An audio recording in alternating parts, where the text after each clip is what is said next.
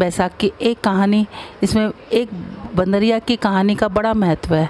कहते चाहे तुम बैसाख नहाओ चाहे ना नहाओ, लेकिन बंदरिया वाली कहानी सुबह सुनने से ही उसका बहुत आपको लाभ मिलेगा। एक राजा था, वो बैसाख नहाया करता था। उसने पूरे अपने नगर में सबको कहलवा दिया कि कोई भी मेरे नहाने से पहले गंगा जी में स्नान नहीं करेगा। लेकिन गंगा जी के किनारे पे एक पेड़ था जिस पे एक बंदरिया रहती थी। वो राजा के आने से पहले ही पानी में चली जाती और नहा के वापस अपने पेड़ पर चढ़ जाती। राजा जब आता तो उसको पानी हिलता हुआ दिखता और कहीं कहीं पर पानी के छींटे भी पड़े हुए दिखते। राजा बड़ा परेशान, उसने अपने सैनिक लगा दिए कि हर कोई जाके देखो कि कौन है। सैनिकों ने बहुत देखा, पहरा बिठा दिया, लेकिन उनको नहीं मिला। जब बैसाख का महीना ख़त्म होने वाला था तो एक दिन एक सैनिक को दिखाई दिया कि कोई एक बंदरिया आती है, पेड़ के ऊपर से उतर के आती है और नहा के फिर वापस ही पेड़ पर चढ़ जाती है। वो उस बंदरिया को पकड़ के राजा के पास ले आया। राजा के पास लाने के बाद उसने कहा कि महाराज, ये बंदरिया आपके नहाने से पहले नहा लेती है। राजा ने प्रण ले रखा था कि कोई भी स्त्री जाति होगी तो अगर वो बैसाख मेरे से पहले नहा रही होगी तो मैं उससे शादी कर लूँगा। राजा ने अपने प्रण के अनुसार उस बंदरिया से शादी कर ली। बंदरिया से शादी कर ली। बैसाख नहाने के महत्व के कारण वो बंदरिया पेट से रह गई। अब वो राजा से कहने लगी कि 9 महीने बाद जब मेरे बच्चा होगा तो मैं क्या करूँगी, क्योंकि राजा के कोई संतान नहीं थी। राजा की और 2 रानियाँ थीं, वो निसंतान थीं। तो राजा ने कहा कि मैं तुम्हारे महल से और अपने वहाँ तक राज दरबार तक एक घंटी बंधवा देता हूँ, और जब वो घंटी तुम्हारे दर्द होने शुरू हैं, तुम्हारे बच्चा होना शुरू है, तो वो घंटी बजा देना। कहने लगी ठीक है। महल में रानियों ने देखा तो कहने लगी कि बंदरिया से पूछा कि ये घंटी कैसी है, कि ये घंटी राजा जी ने बंधवाई है कि इसलिए कि जो ना जब मेरे बच्चा होगा तो राजा जी आके मतलब आ जाएंगे। अब वो रानियों ने कहा एक बार बजा के देखो तो सही कि राजा जी आते कि नहीं आते। उन्होंने कहा ठीक है। रानी ने वो घंटी बजा दी। अब वो बजा दी तो राजा आ गए कि क्या हुआ। कहने लगी मैंने तो बजा के इसलिए देखी थी कि आप आते हो कि नहीं आते। अब जब उसके दर्द होने लगे तो उसने घंटी बजाई तो रानियों ने बीच में रोक लिया कि वो तो जानवर है, उसने ऐसी बजा दी होगी। राजा वापस चला गया। अब वो रानियों से पूछने लगी कि अब मेरे को दर्द हो रहा है, मैं क्या करूं। कहने लगी अपनी आंखों पे पट्टी बांध लो और अपना सिर ओखली में दे दो। उन्होंने ऐसे ही किया। रानी बैसाख के नहाने के कारण उसको बड़ा सुंदर एक बालक लड़का पैदा हुआ। अब रानियों ने क्या करा कि वहाँ पर एक मांस के लोथड़े को घी उसके खून से लपेट के रख दिया और लड़के को ले जाकर अपनी दासी को कहा कि इसको जाके नदी के जल में प्रवाहित कर दो। अब राजा आया तो उसने कहा कि क्या हुआ। कहने लगी कुछ नहीं हुआ, बंदरिया ने एक मांस का लोथड़ा पैदा किया है। राजा कहने लगा कि जब मेरी रानियों के नहीं हुआ तो बंदरिया के कहाँ से होगा। उधर जो दासी थी वो उसको फेंकने के लिए गई, लेकिन वो बालक इतना सुंदर था कि उससे फेंका नहीं गया। वहाँ पर कोई कुम्हार मिट्टी खोद रखी थी, उसके वहाँ पर रखाई। कुम्हार कुम्हारी आई, उनके कोई वो भी निसंतान थी। उस बालक को देख कर उसका लालन पालन करने लगी। लेकिन बैसाख के महीने और विष्णु भगवान की कृपा से उसको अपना सब कुछ याद था कि मैं एक बंदरिया के पैदा हुआ। उसको थोड़ा थोड़ा स्मरण अपने आप ही सपने में आने लग गया था। एक बार उसने अपनी माँ से कहा कि माँ मेरे को भी हाथी घोड़े बना दो। कहने लगी ठीक है। उसने हाथी घोड़े बना के और वो पनघट पर जाकर बैठ गया जहाँ पर रानी की दासियाँ पानी भरने आती थी। कहते थे मेरे मिट्टी के हाथी घोड़े पानी पी लो। और रानी की दासियाँ हंसने लगी, कहने लगे कहीं मिट्टी के हाथी घोड़े भी पानी पीते हैं।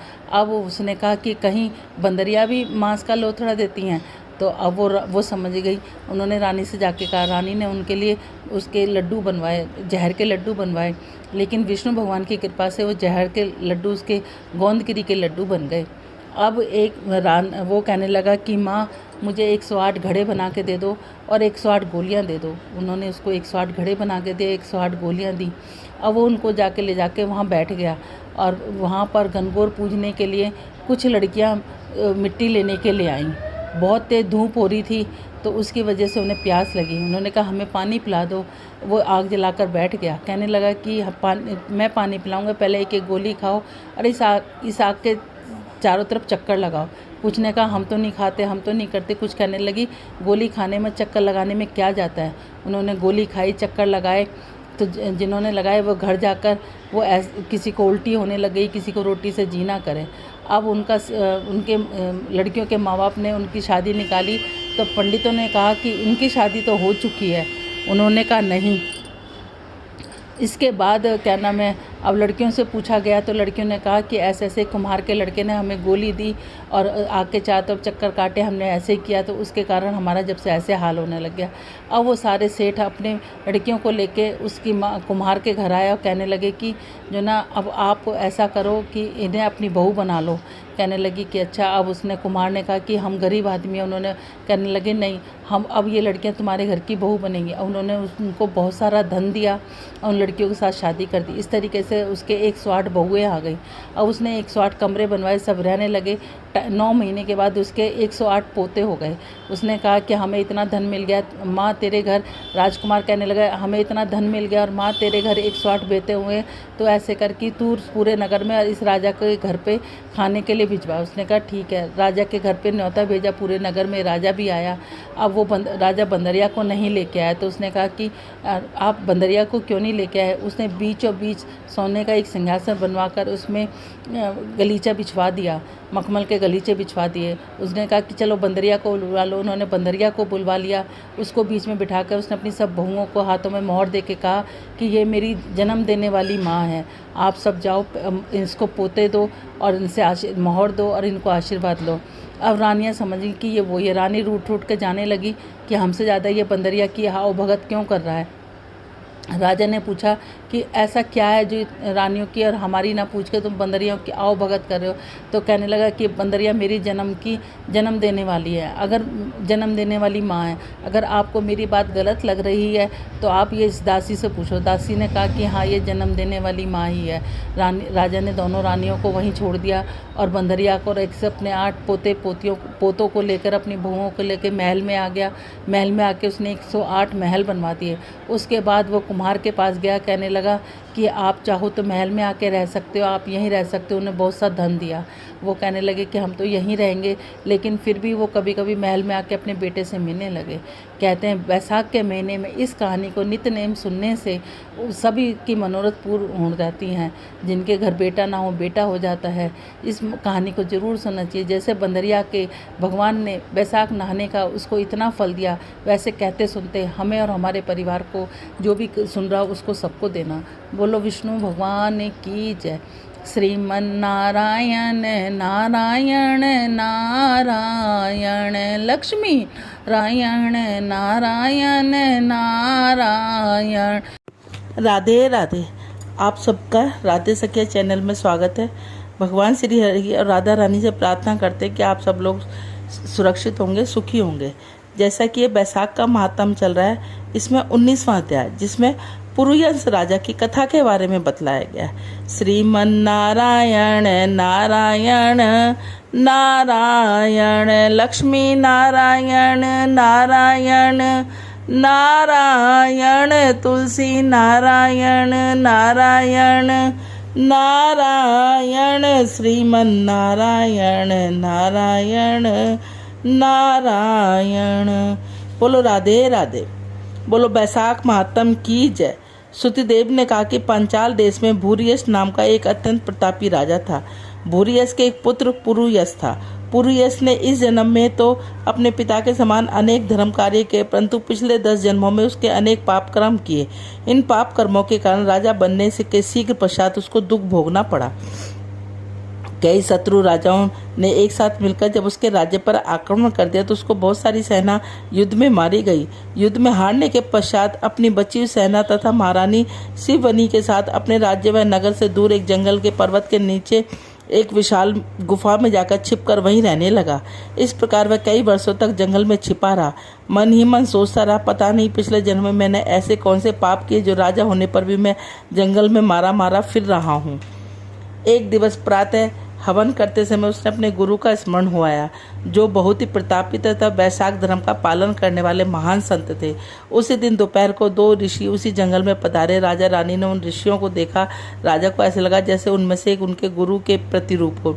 राजा ने उनका स्वागत किया तथा चरण वंदना की और प्रेम पूर्वक भोजन कराया। राजा की बातों से शीघ्र ही पता चला कि उसमें से एक का नाम कांडव ऋषि है, दूसरे का नाम वशिष्ठ ऋषि है।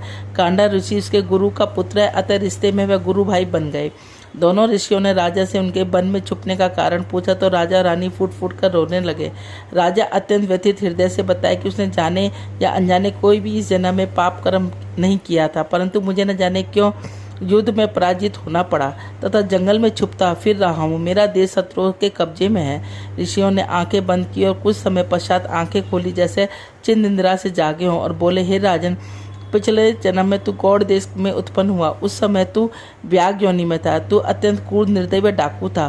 तू यात्रियों को लूट कर उनकी जान से मार देता था। एक दिवस जंगल में दो वैश्य एक ऋषि जिसका नाम कसस था जा रहे थे। वैश्य धनवान थे और ऋषि अत्यंत विद्वान तथा वेदों के ज्ञाता। तूने एक वैश्य को जान से मार दिया, उसका धन अपने कब्जे में रख कर लिया। तत्पश्चात दूसरे वैश्य को मारने के लिए बढ़ा, परंतु उस समय वह वैश्य अपना समस्त धन पास के जंगल में छिपाकर भाग गया। तूने ऋषि को पकड़ लिया, पूछने लगा, बताओ यह वैश्य धन कहाँ छुपाकर भागा। ऋषि डर के मारे मूर्छित हो गया। तेरे हृदय में दया उत्पन्न हुई। तूने मूर्छित मुनि के मुख पर शीतल जल छिड़का, उसकी सेवा की जिससे वह होश में आ गया। कर्कश ऋषि ने तुझे बतलाया कि वैश्य धन उस वृक्ष के नीचे छुपा गया। तुरंत तू ऋषि को निकट सरोवर के पास ले गया, उसको शीतल जल पिलाया, पंखा दिया जिससे वह अपनी यात्रा आराम से पूरी कर सके। इसके बाद अनजाने उक्त ऋषि की सेवा की, परंतु तूने अनेक पाप कर्म किए, साथ ही ऋषि सेवा भी की। यह मैं बैसाख का था, अतः उसके फलस्वरूप तेरा जन्मराज परिवार में हो, परंतु तेरे पापों के कारण तुझे युद्ध में हारना पड़ा। इस समय जंगल में रह रहा है तथा कष्ट में जीवन बिता रहा है। ऋषि ने कहा, हम तुझसे अत्यंत प्रसन्न हैं। इस समय बैसाख का पुण्य माह चल रहा है। तू बैसाख माह के धर्म का पुण्य लाभ प्राप्त करने के लिए प्रातः स्नान ध्यान करके भगवान की पूजा कर। इस बैसाख धर्म का पालन करने से तेरे जीवन में फिर से सुखमय हो जाएगा। यह कहकर दोनों ऋषि राजा रानी को आशीर्वाद देकर अपनी अपनी यात्रा के लिए आगे चल पड़े। राजा ने उन ऋषियों मुनियों के कथा अनुसार बैसाख धर्म के अनुसार विधि पूर्वक यज्ञ पूजन दान धर्म किए तथा बची सेना लेकर पांचाल नगरी पर आक्रमण कर दिया। राजा युद्ध में विजयी हुआ और राज्य गद्दी को प्राप्त हो गया। तत्पश्चात वह जीवन पर्याप्त बैसाख धर्म प्रजा सहित अपनाता रहा और आनंद पूर्वक सुख से भी राज्य करता रहा। बोलो बैसाख महात्म की जय। श्रीमन नारायण नारायण नारायण, लक्ष्मी नारायण नारायण नारायण, तुलसी नारायण नारायण नारायण, श्रीमन नारायण नारायण नारायण।